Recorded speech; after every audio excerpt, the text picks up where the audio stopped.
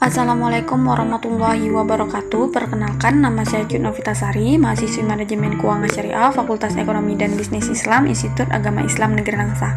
Saat ini saya sedang melaksanakan kegiatan KKN tematik berbasis sosial media dengan judul podcast saya, yaitu Resiliensi Pengusaha dalam Menghadapi Pandemi COVID-19. Bahwa yang kita tahu, dampak COVID-19 tidak hanya berdampak pada perekonomian dunia, namun juga sangat berdampak pada perekonomian di Indonesia, yaitu pandemi ini telah menyebabkan penurunan permintaan dan penawaran yang signifikan, menyebabkan terjadinya resesi ekonomi. Beberapa dampak pandemi COVID-19 terhadap perekonomian di Indonesia diantaranya adalah penurunan permintaan, yaitu pandemi COVID-19 telah menyebabkan penurunan permintaan terhadap berbagai produk dan jasa, terutama produk dan jasa dari kegiatan sosial dan pariwisata. Yang kedua, penurunan investasi, yaitu pandemi COVID-19 juga telah menyebabkan penurunan investasi di Indonesia karena banyaknya pengusaha yang memutuskan untuk tidak melakukan ekspensasi atau mengurangi belanja modal. Yang ketiga, penurunan ekspor, yaitu pandemi COVID-19 juga telah menyebabkan penurunan ekspor di Indonesia karena adanya penurunan permintaan dari negara-negara lain.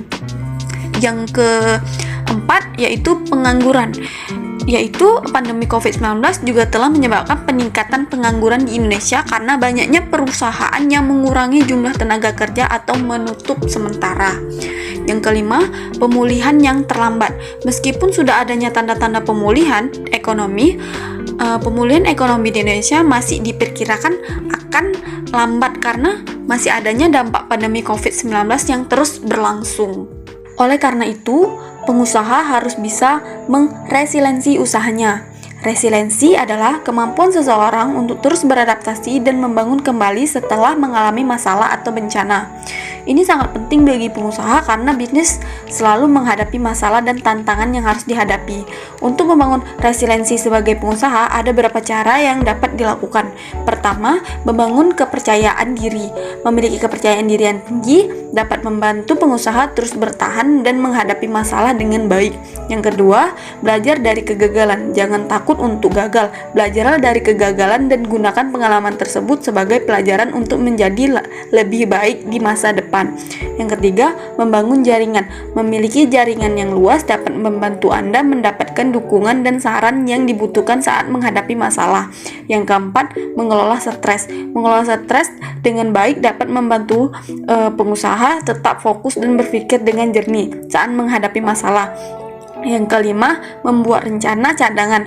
Membuat rencana cadangan dapat membantu pengusaha menghadapi masalah dengan lebih organisir dan terarah. Resiliensi pengusaha dalam menghadapi pandemi COVID-19 merupakan kemampuan pengusaha untuk mampu bertahan dan terus berkembang meskipun menghadapi tantangan dan hambatan yang diakibatkan oleh pandemi tersebut. Pandemi COVID-19 telah memberikan dampak yang cukup besar terhadap berbagai sektor ekonomi, termasuk juga sektor kecil dan menengah. Banyaknya pengusaha yang harus mengurangi atau bahkan menghentikan kegiatan bisnis sementara waktu, atau bahkan terpaksa gulung tikar karena tidak mampu bertahan di tengah tekanan yang cukup besar. Untuk bisa bertahan dan terus berkembang, pengusaha harus memiliki sikap resiliensi yang tinggi. Mereka harus mampu mengambil keputusan yang tepat, beradaptasi dengan perubahan yang terjadi, dan terus mempertahankan motivasi dan semangat untuk terus berusaha. Ada beberapa cara yang dapat dilakukan oleh pengusaha untuk meningkatkan resiliensi mereka dalam menghadapi pandemi COVID-19. Yang pertama, melakukan verifikasi bisnis. Verifikasi bisnis dapat membantu pengusaha untuk memperluas sumber pendapatan dan mengurangi resiko kegagalan bisnis. Yang kedua, sumber pendanaan alternatif, yaitu mengalami kesulitan dalam mengakses sumber dana merupakan salah satu tantangan yang dihadapi oleh pengusaha di masa pandemi. Carilah sumber dana alternatif seperti pinjaman online atau investasi dari agen investor untuk memperluas modal usaha. Yang ketiga, menetapkan sistem bisnis yang efisien. Pandemi COVID-19 telah menuntut pengusaha harus mengubah cara bisnis mereka, termasuk dengan penerapan sistem bisnis yang lebih efisien, misalnya dengan menggunakan teknologi untuk mempermudah proses bisnis atau membuat sistem pembayaran online. Yang keempat, menjaga komunikasi yang baik.